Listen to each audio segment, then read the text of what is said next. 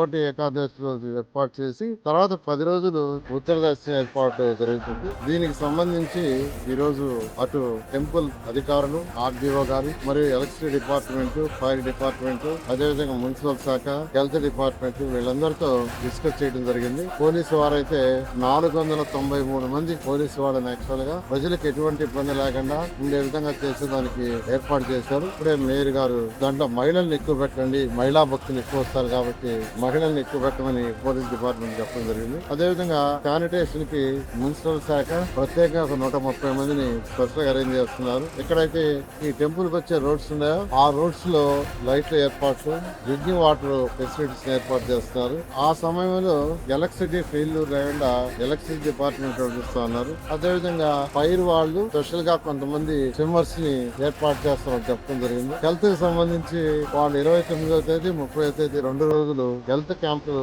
ఏర్పాటు చేస్తున్నారు. ఈ యొక్క టెంపుల్ దర్శించుకోవటానికి సుమారు 50,000 మంది పైగా భక్తులు వస్తారనేది అంచనా.